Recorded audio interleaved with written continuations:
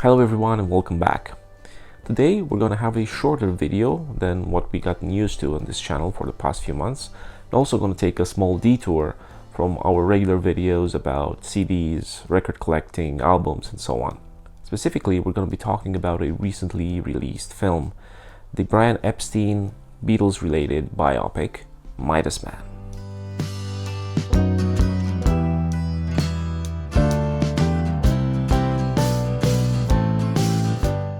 For those of you who haven't seen it yet, there are probably going to be some spoilers, but if you are at least a little bit familiar with Brian Epstein, his life and his involvement with the Beatles, I really don't think that the information I'm going to share is going to qualify as an actual spoiler.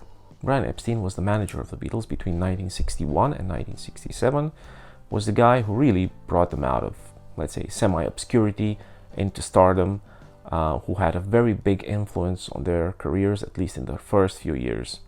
And he stopped being their manager in 1967 when he tragically died at the age of 32.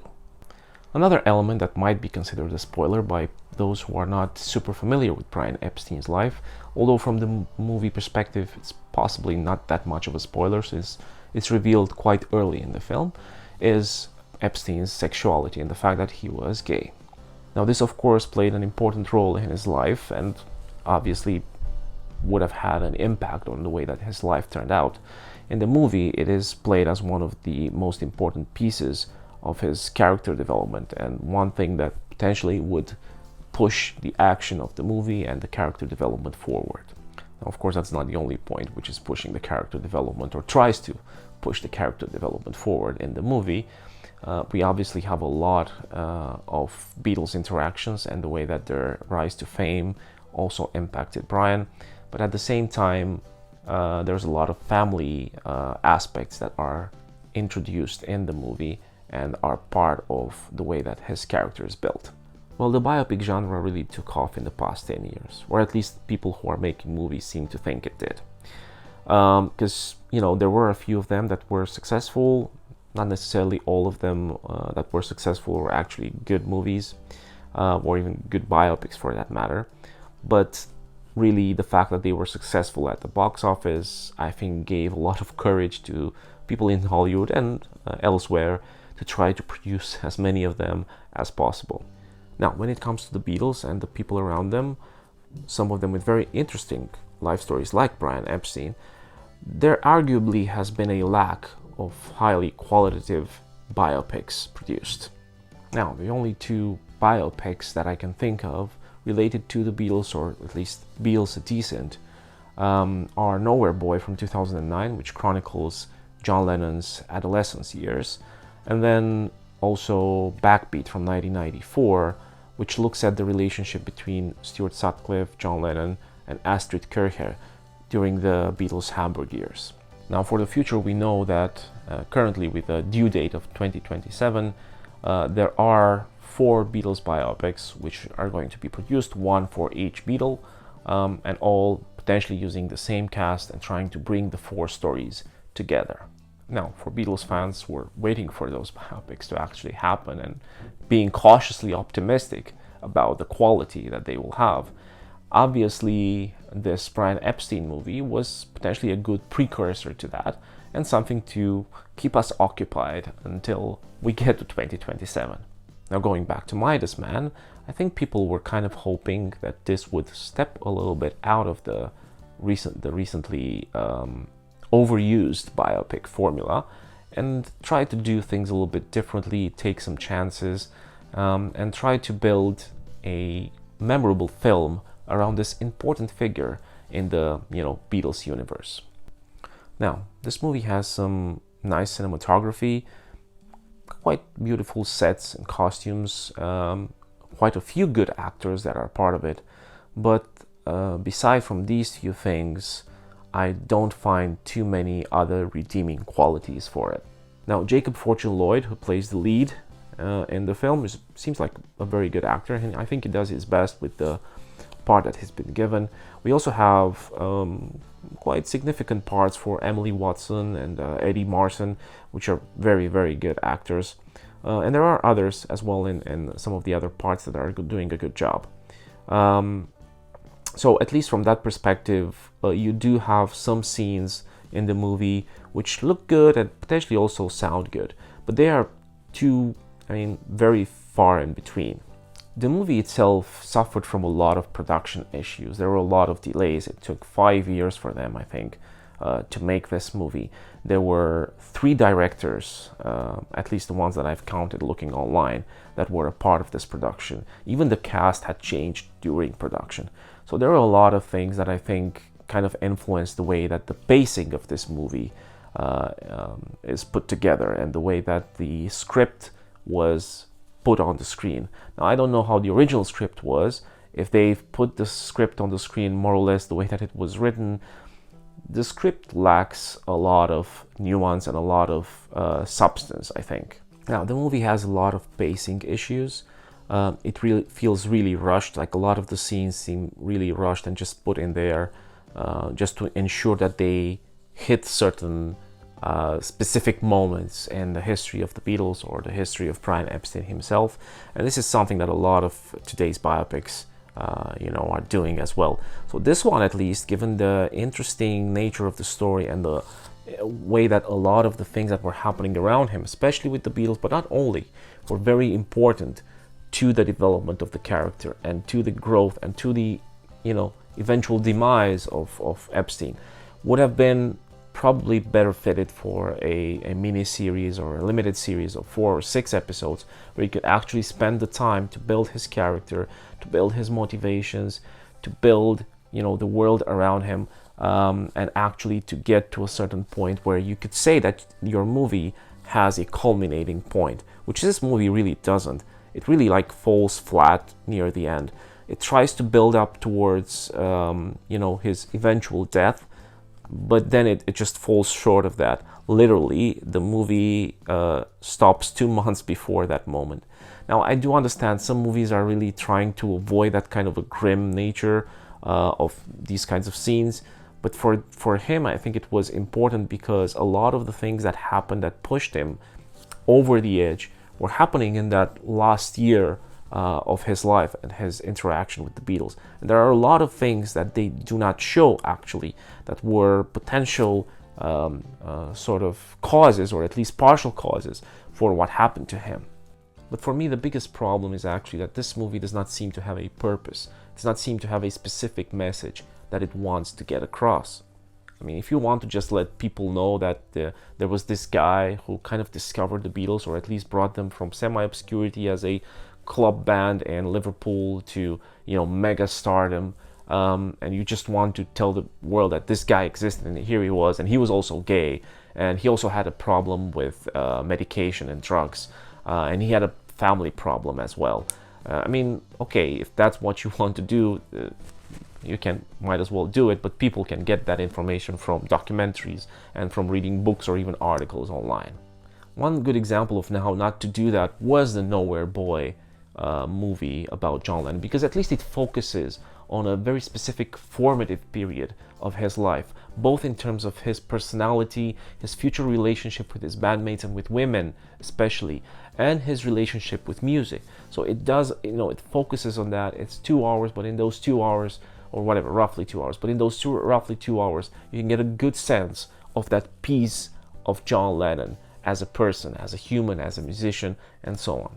Similarly, Love and Mercy, which I think Love and Mercy is the name of the Brian Wilson biopic, is also focusing on 2 very specific periods of his life, like compressed periods, and it's putting them side by side because it wants to tell a story of his creative process, as well as his, mental health issues and how he managed to, escape those, or at least control those in a certain way. So it has a focus on those 2 elements. It doesn't try to go through his whole life and every single moment, but just skimming through it like you would on a phone when you are kind of scrolling through pictures on Instagram or something. And I think that can be kind of the conclusion of how this movie kind of fails to tell a proper story about Brian Epstein, which is because it feels more like you are looking at a slideshow of pictures that represent different moments in his life and the Beatles' life, right? You are just scrolling through. You are not sitting enough in the proper places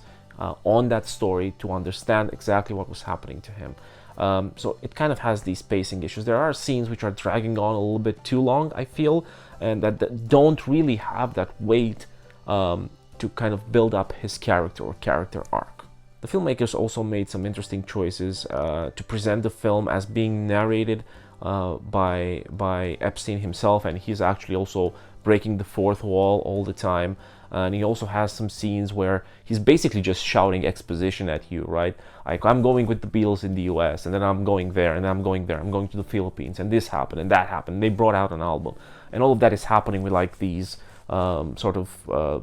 images flashing up behind him, kind of showing glimpses of what was happening at the time. It all feels like really like a just an easy choice to get out of those periods, which were actually very important, some of them, for the Beatles or for Epstein himself. There are also some characters which I think were thrown in there just to try to build some sort of fake tension. From, if you have seen the Bohemian Rhapsody, the Queen or Freddie Mercury biopic, there's the character there, a male character that has a personal and sort of intimate relationship with Freddie Mercury, and he's kind of presented as the bad guy, or at least one of the bad guys, kind of trying to create tension and trying to kind of build the conflict on which the movie evolution would be based on.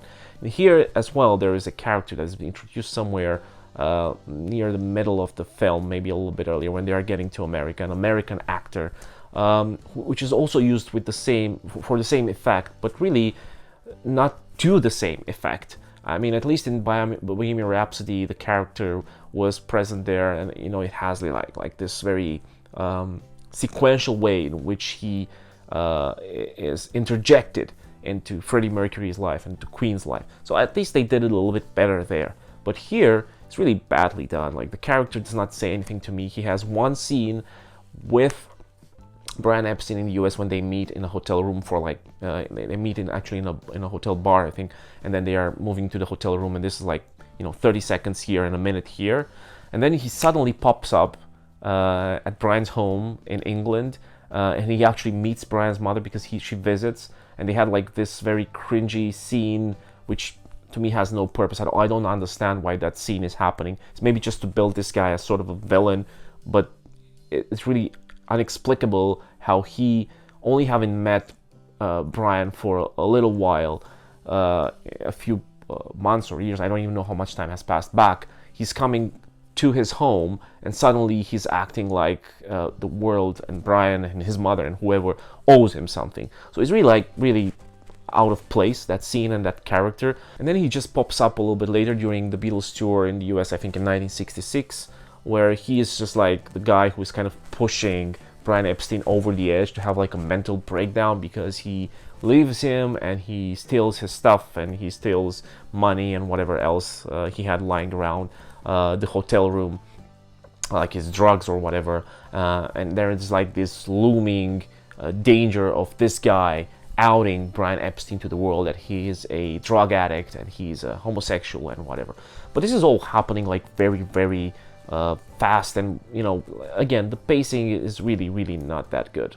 So this kind of a usage of a character in this specific movie feels way more artificial than it even did on other biopics like Bohemian Rhapsody and others. And I think that's one of again, it goes back to the main fault of this movie, aside from it being very rushed and badly paced, is that it doesn't seem to have an actual thing to say about Brian Epstein. It just tries to go through the motions of what a biopic should be. So at the origin, though, it's clear that there was some soul into the story that they wanted to tell. They knew this guy was going through a rough time. They knew he had problems with his family. They knew that his homosexuality at the time, especially in Britain in the early 60s, was a problem.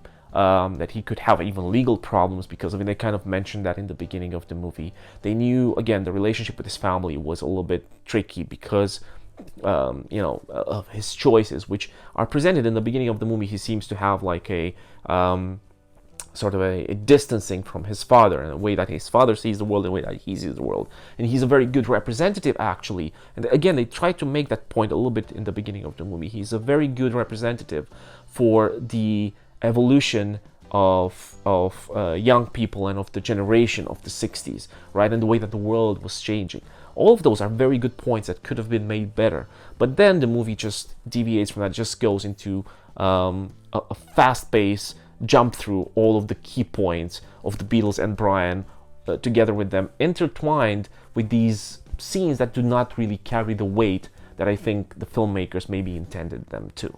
And after a few of these scenes, the film just goes to straight to the kind of the what they intended to be the end of the movie, where they have a scene with Brian Epstein and the Beatles talking about Yellow Submarine, the cartoon, on which, by the way, the Beatles didn't want to have any part of. They only filmed a few seconds scene for the end of the movie, just so that they can put it in writing that they have accomplished their contract of having 3 pictures made.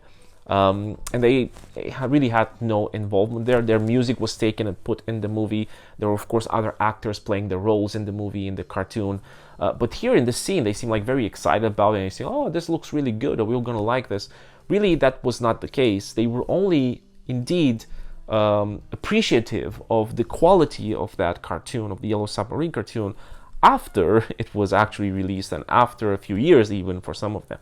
And then they are talking about the future broadcast that was going to happen at that time, like in 1967, I think, of BBC broadcasting live via satellite their performance of All You Need Is Love.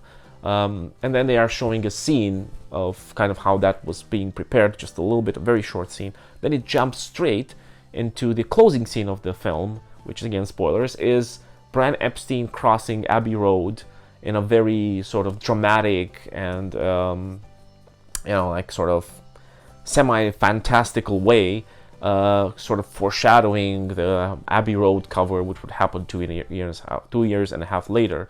And then they just post a couple of messages on screen telling you that 2 months after that, so after the All You Need Is Love broadcast and so on, Brian Epstein died of an accidental overdose. And, that's kind of basically it.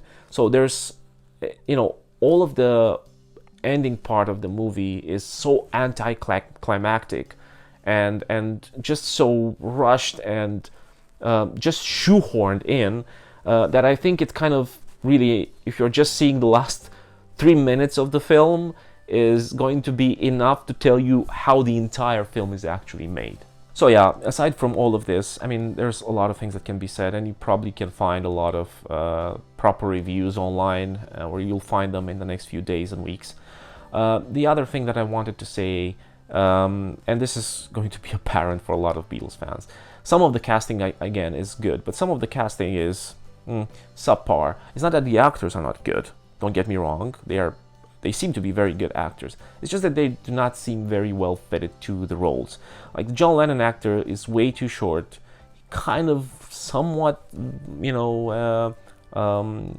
looks like John Lennon a little bit, but not that much. And he's way too short. I mean, it's really off-putting. You have this image of the Beatles and what they were like. They are filmed and photographed beyond any other celebrity at the time. So you have a lot of mental images of them.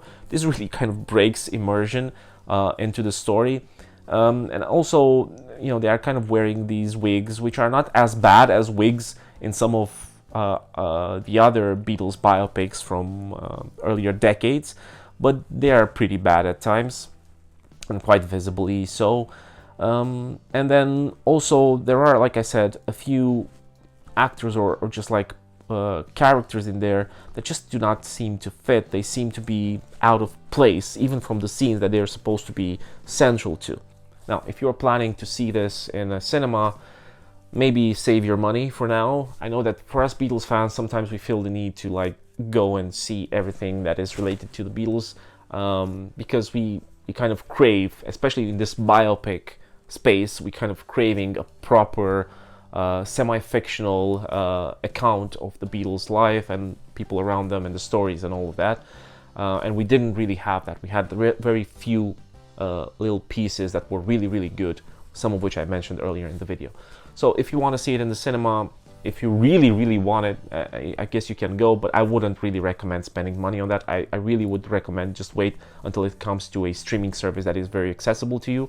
It is currently streaming on Amazon Prime, but in the UK. I don't know about other countries. I know for sure it's not streaming in the US nor Romania, but maybe it's streaming in other countries. I don't know. So I would really advise you to wait. Seeing it once, you know, is not bad, because at least you get to see another variation of the Beatles, and you get to see some nice scenes that we were all thinking about, like a cavern, and I don't even know, like reproduction of the scenes when they are going to the US and stuff like that. So that might be interesting. Also for Brian Epstein specifically, there are some scenes which are really nicely shot and played by the actors, especially I think his scenes with his parents, I think are quite good. So you might get some, you know, things here and there that are qualitative and according to our expectations. But otherwise, I wouldn't recommend going into the cinema for this and paying money to see it. Wait for it to come on streaming, and I really think that most people would watch this once and would not have a special desire to watch it again. So yeah, at least this is my opinion on it. Now, thank you for sitting through this. Let me know in the comments if you've seen this or you plan to see it, and after you see it, if you feel the same way that I did about it. It is kind of disappointing, but you know, I guess it could have been worse. We've had worse Beatles related or decent films than this one, but we definitely had better, and we definitely deserve better. And I think not only the Beatles, but Brian Epstein himself deserves better. Well, that is about it for today. Please like, share, subscribe, and all of that stuff if you feel like it. Thank you very much for watching, and I hope I'll see you next time.